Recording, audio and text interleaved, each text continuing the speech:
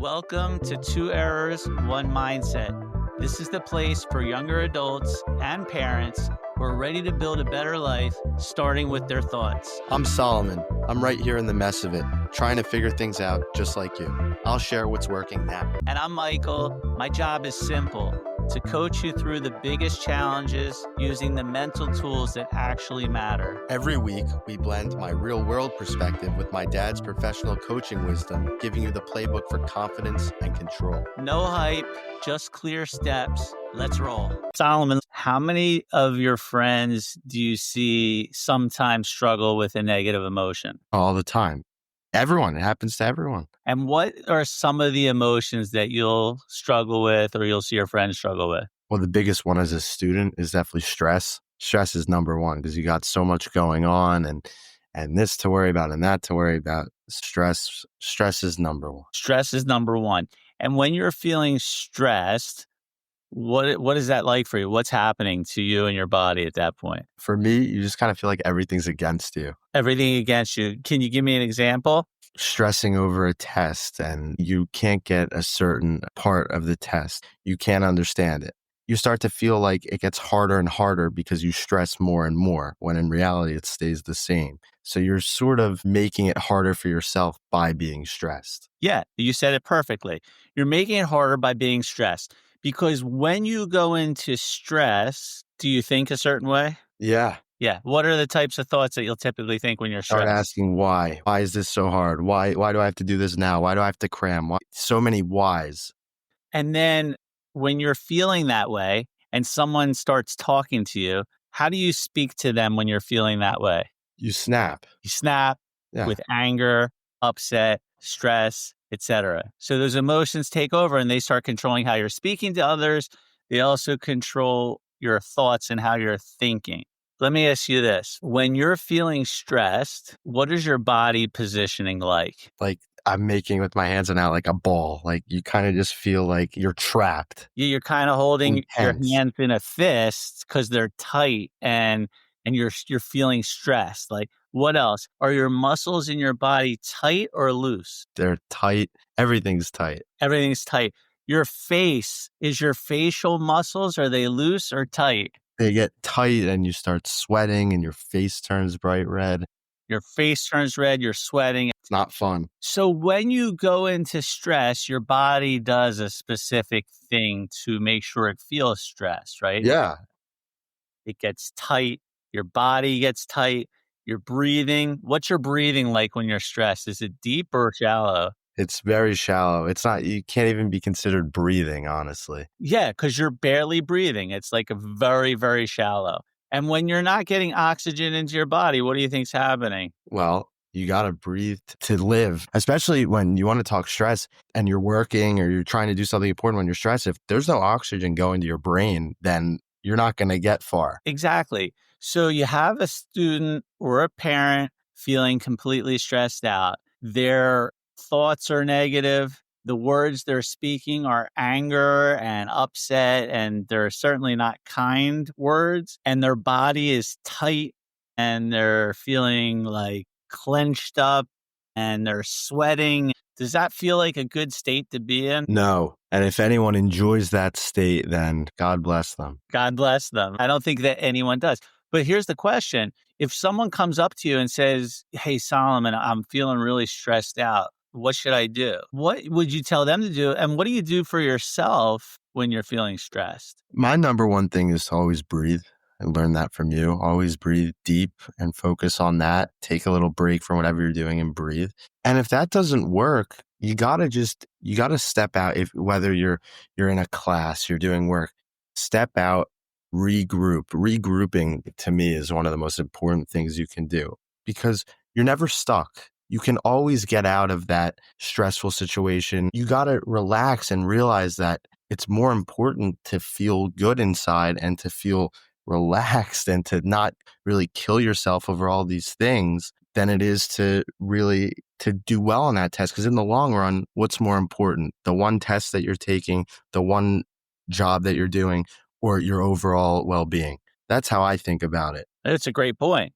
So, kind of what you're saying is when you're feeling that way, you wanna get out of it, and it sounds like you start to think of different things that would potentially make you feel better. Is that right? Yeah, you got to get your mind off of what's stressing you out in order to be less stressed. As as dumbed down as that is, that's the case. That's just the truth. Well, I thought it would be really cool today if what we can do is we kinda go through a three-step process, which if you do these three things, or even one of the three things, it will significantly help you when you're feeling a negative emotion. So if you're Yeah. feeling anger, upset, worry, anxiety, frustration, any of the negative emotions that you're feeling, wouldn't it be great if you could just reach into your toolkit and actually do something so you would feel better? Yeah, for sure. Now, how many people do you think actually have stuff in their toolkit that they can use? Everyone has stuff that they can use, but do people use it is the question. Great point. Great point. Do you think, though, that some people may not even be aware of what they can actually do to get themselves to feel better because they've been doing it in like such a habitual way for so long that they just Yeah, go into that habitual state of being? absolutely. Yeah. So here's the three steps, and Solomon and I call it the emotional triangle. And it's real simple. It's like if you were to draw a triangle, there's 3 points to the triangle. And we're going to talk about the first point, which is your physiology or your body. Same thing. How am I holding my body? What am I doing with my arms? What am I doing with my breathing? What am I doing with my posture? These are all different things that we do with our body. So, Solomon, why would it be so important to first start with our body positioning when we're feeling a negative emotion? Well, because that's what everyone sees. When I'm standing tall, I think of when I'm in the gym and I'm standing tall and I'm lifting the weights, I feel like I'm on top of the world, really. And most people do. But when I'm hunched over, when I'm scared of something, you kind of you hunch over, you make yourself smaller. That's very important. It's very important to how you react to things, how you see things, how you think about things. It's very important. Your body language and your posture and your physiology is associated to feelings. If you're watching a movie and you see someone on the screen and they're hunched over, they're shallow breathing, they have a very sad look on their face, what would you think the actor is trying to do in that scene? They're trying to, portray someone who's scared or who's weak in a certain situation or yeah, Yeah, they're scared, weak, anxious, maybe anxious. feeling down, depressed. It could be any of those. But the more they do with their body in the scene, would it become easier to detect what's actually going on with them? Yeah. Why do you think that is? Well, because what goes on the outside of our body is a reflection of what we're thinking on the inside. That's a great point. It's exactly what's happening. Our feelings, we can't feel feelings without our body being in the position that we're used to being in when we feel those feelings. For Right. example, if you're feeling anxious, what's your body positioning going to be? I'm doing it right now. I'm making myself smaller and Barely breathing, right? barely breathing, heart pounding. But your body goes into a certain mode. You're They call it hunched. panic mode. It's panic and it's automatic. How long does it take for your body to go into that position the second you start feeling that feeling? It can be instant. It can really be instant. It's because it's habitual. There's a link between feeling anxious and your body being in that specific position. In fact, it's automatic. You start to feel anxious. What is your body going to do? It goes into panic mode. And then your body is positioned in all those positions that we were just talking about. You're maybe sweating, you're not breathing, your heart's pounding, your body is hunched over, and you're closed off and tight, and your whole body is that way. Yeah, you Now, don't look very approachable. you don't look very approachable at all. If you see the same actor on the movie screen and they've got their shoulders back and a big smile on their face, would you ever think they're anxious, worried, depressed, fearful? Not at all. You'd think they just won the lottery. They won something. They won the lottery, or they're happy. There's good things going on. Right. Why do we know this about their posture? It's what It's we going to be edited. associate. Yeah. It's Go what ahead, we say it again. associate. When we see Superman, he's standing up straight. He's got his hands at his hips. He looks like he can take on anyone. But when we see someone who's scared or worried, they look like they'd be afraid of an ant on the ground. Yeah. You know? and their body would be positioned in a way that could tell they're frightened, right? Yeah. Their body is positioned in that way. It is linked to the feeling that they're feeling. Body position is linked. So if you change the link, if you say, I'm going to stand up with my shoulders back, I'm going to breathe deeply and put a smile on my face. You If will you start to feel better You would start to feel better. Why? because of that link. That's right. The link is now broken. You broke the link. You went from when I feel anxious, this is what I do with my body, to I'm changing completely what I do with my body, even though I'm feeling anxious at this moment. And Right. because you break that link, what's going to end up happening? That link isn't going to be there anymore. And from now on, you can control it. You can control your body and how you react and not let it control how you react. Yes, not let it control how you react. And the way that we let it happen, the way that we let it control things is we let it automatically occur. The link is already there. So if we don't do anything about the link, is the link going to stay linked? Yeah. Yeah, it has to. So we have to step in initially and show our body by using our body language and our physiology. We're going to prove to this feeling that we're feeling that there is no more link because I got my shoulders back. I got a big smile. I got my head up in the air and I'm Yeah. feeling a lot better. I'll challenge everyone who's listening to this that if the next time you feel stressed or in a situation where you almost feel helpless, like you can't do anything about it, check your body language, stand up straight, sit up straight, breathe, and see how you feel. Because you will feel better. It's a great challenge to everyone. And you will feel better because your body only knows how to feel based on the link. So again, if you're fooling it by standing like Superman, you can't feel anxious standing and breathing like Superman.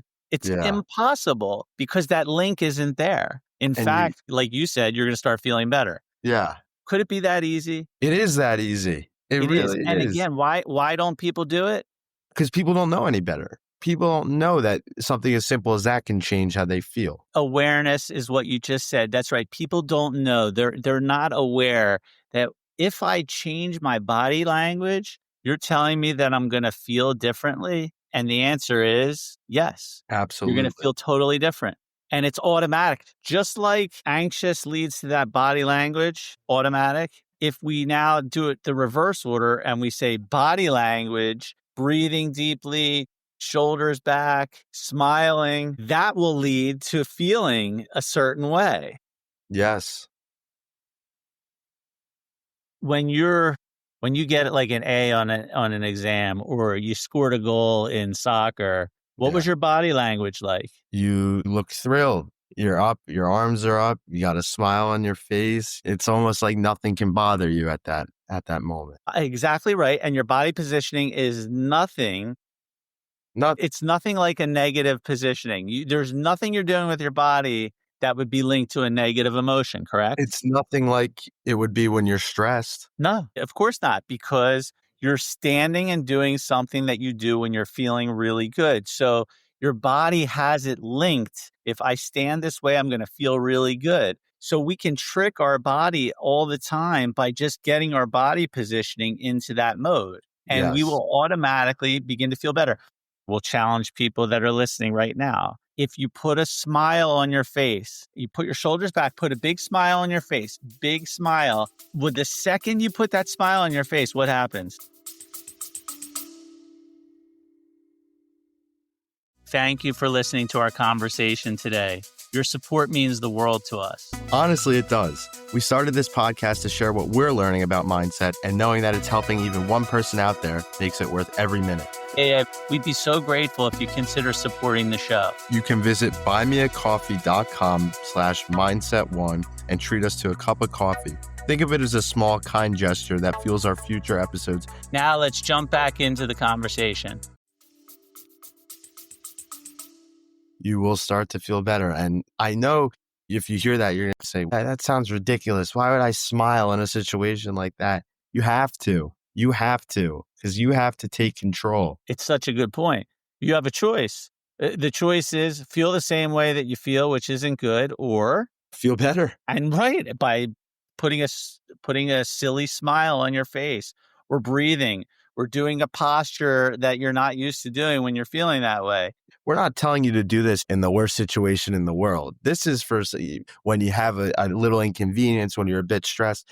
This is for simple situations where you can instantly feel better. So if you're looking at the triangle, physiology, which is the body, we're going to talk about two other points today of the triangle, but if you just change that point to the triangle, that will change how you feel. That Yeah. one has got the strongest links to it to feeling better. So just changing your body language, breathing. Breathing is what you said. When you breathe deeply, how do you feel? You feel calm. Calm is the best thing. Because in a normal day, when you're feeling really calm and peaceful, how are you breathing? Normally, and not heavily, but just normally. Normal, and you're getting oxygen in. You're certainly not doing shallow breathing. Yeah. And that's why we're tricking our body at times by just doing these little things slightly differently. There's neuro associations in our brain. There's a neuro association to when we smile, we feel good. Yeah. It's Dopamine. associated. There's links in our brain that are specifically trained to feel good when we smile. Well, Yeah. think about with every body muscle, all the links that are going on in your mind. There's so many links. So if we know this to be the case, what do we want to take advantage of? The good, Yeah, we want to use this to our advantage. We want to make sure that we're doing this kind of stuff to feel better consistently. So and that's it's so simple it's simple. Why is it so simple? because all it takes is one slight smile or some breathing.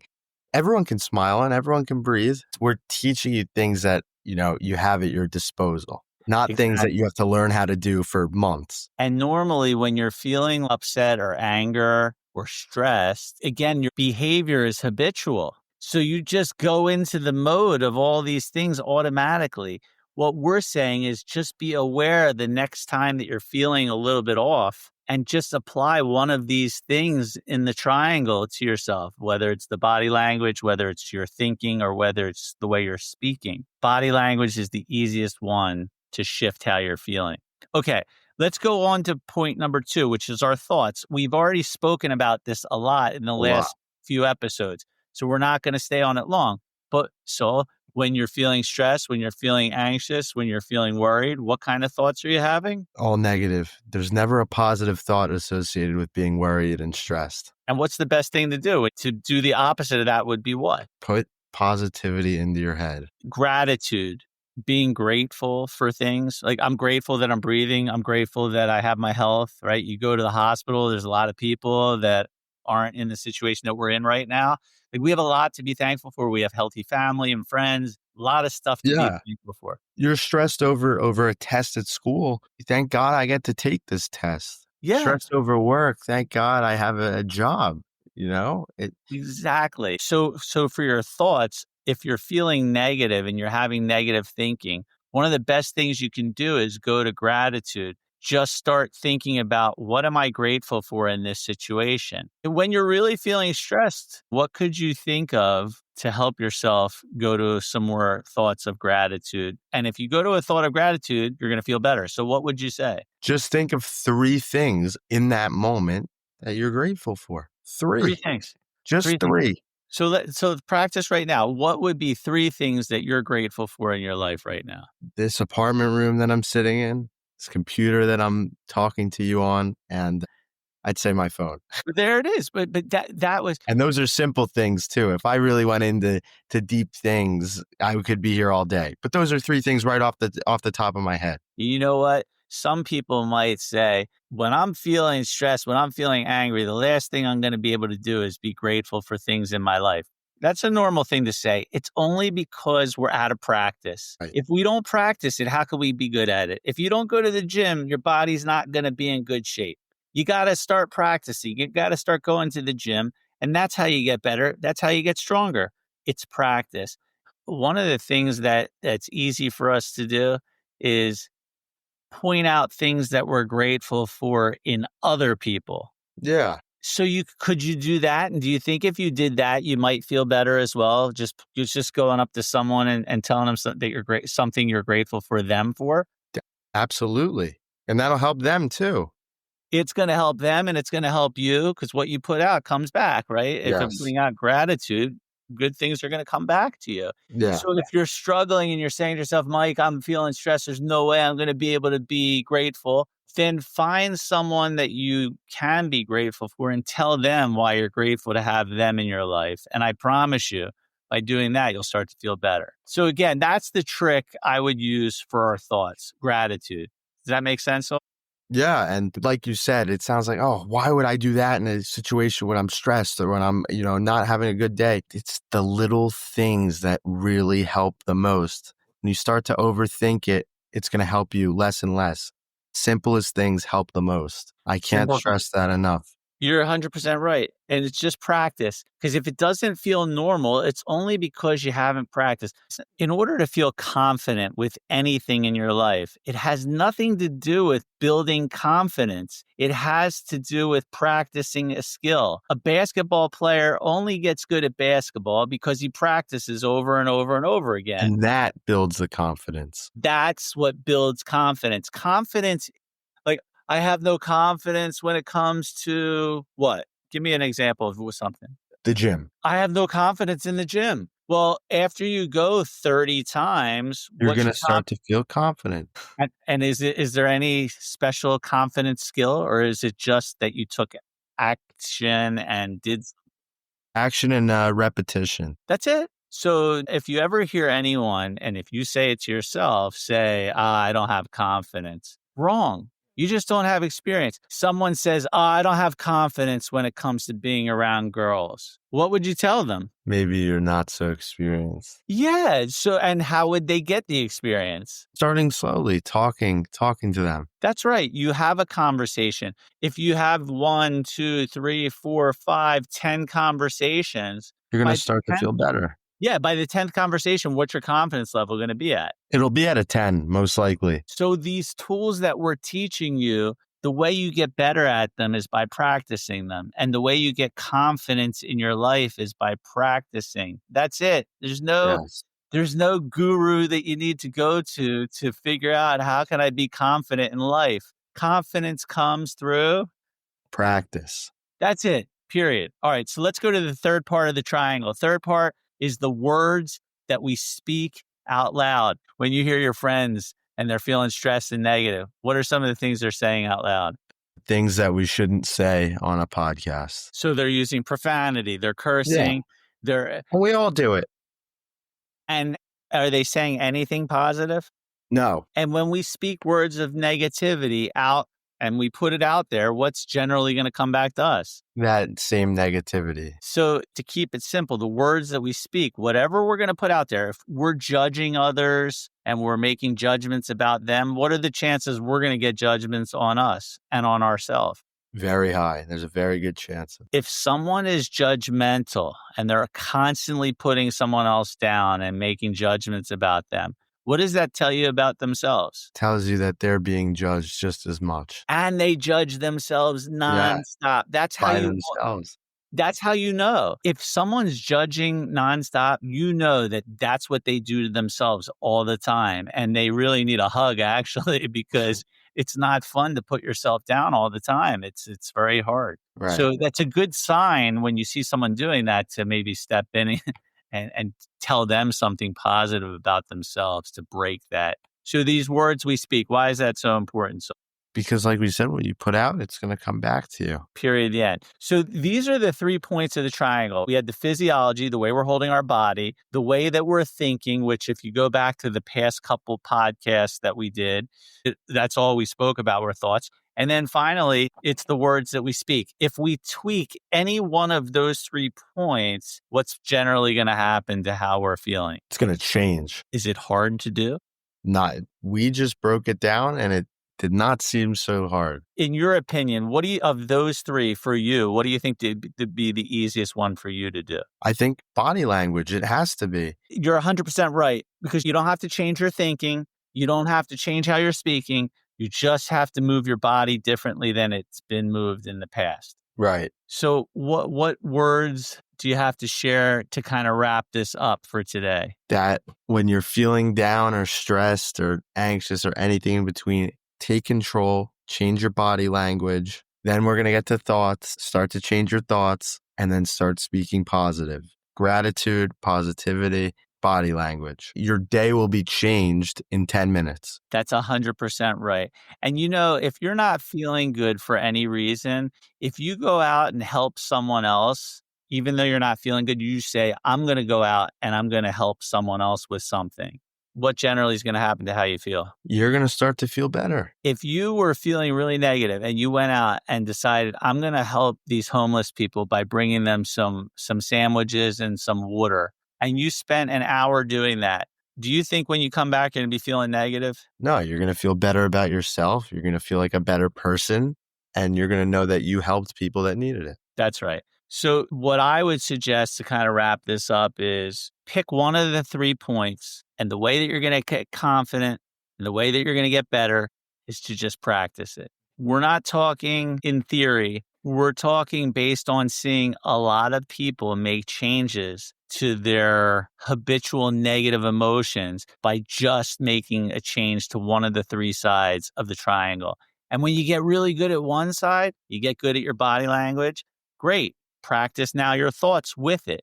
And when you get really good at your thoughts, then practice your words. And before you know it, you're going to be in control of how you feel, not the opposite. And that's a beautiful place to be because most people don't feel that way. Yeah. Master the triangle. Master the triangle.